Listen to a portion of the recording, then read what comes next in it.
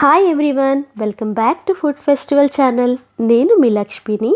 ముందుగా మీ అందరికీ శ్రీరామనవమి శుభాకాంక్షలు. శ్రీరామనవమికి ఎప్పుడూ చేసుకునే నైవేద్యం కాకుండా ఈసారి కొత్తగా కర్ణాటక స్టైల్లో ఈ కోసంబరి ప్రసాదాన్ని ఎలా తయారు చేసుకోవాలో చూద్దాము. దీన్ని తయారు చేసుకోవడానికి ముందుగా ఒక టీ గ్లాస్ వరకు పెసరపప్పుని తీసుకుందాము. అంటే వెయిట్లో వచ్చేటప్పటికి ఒక 100 గ్రాముల పెసరపప్పు అయితే సరిపోతాయి. వాటిని ఒక గిన్నెలోకి వేసుకొని ఫస్ట్ నీళ్లు వేసేసి పెసరపప్పులో ఉండే మట్టి పోయే విధంగా శుభ్రంగా 2-3 సార్లు కడిగిన తర్వాత ఆ నీళ్ళని ఇంకొక గ్లాస్లోకి పూర్తిగా వంపేసుకోండి. ఇప్పుడు ఆ పెసరపప్పులో మంచి నీళ్ళని వేయండి. ఈ కోసంబరి ప్రసాదాన్ని తీసుకోవటం వల్ల ఒంటికి చలవ చేయటంతో పాటు బోలెడన్ని విటమిన్స్, న్యూట్రియంట్స్ కూడా మన సొంతమవుతాయి. పెసరపప్పుని నానపెట్టుకోవడానికి ఈ గిన్నె మీద మూత పెట్టేసేసి అరగంట పాటు పక్కన పెట్టుకోండి. ఈ లోపల ఒక క్యారెట్ని తీసుకొని చక్కగా తొక్క తీసేయండి. అలాగే ఒక కీరా దోసకాయని తీసుకొని తొక్క తీసేసేయండి. ఈ కీరా దోసకాయలో సగము అలాగే క్యారెట్లో సగం మాత్రమే ఈ కోసంబరి ప్రసాదానికి వాడుతున్నాను.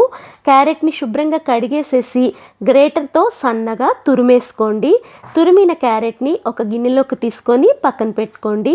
అలాగే కీరా దోసకాయని చాలా సన్నని ముక్కలుగా తరగండి. కీరా దోసకాయని ఎండాకాలంలో తీసుకోవటం వల్ల ఒంటికి చలవ చేయటంతో పాటు బోలెడు రకాల విటమిన్స్, న్యూట్రియంట్స్ కూడా మన సొంతమవుతాయి.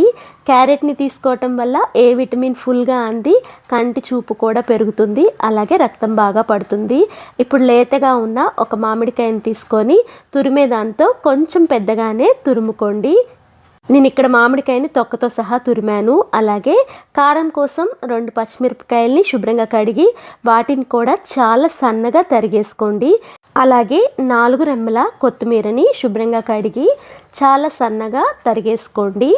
కొత్తిమీరని ఇలా ప్రసాదంలో వేసుకొని తీసుకోవటం వల్ల బాడీ అనేది చక్కగా డీటాక్స్ అయ్యి బ్యాడ్ మలినాలన్నీ కూడా బయటకు వెళ్ళిపోతాయి.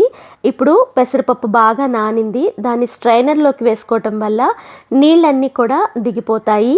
ఈ పెసరపప్పు ఎంతలా నానాలంటే మనం తినటానికి ఈజీగా ఉండే విధంగా నానపెట్టుకోవాలి.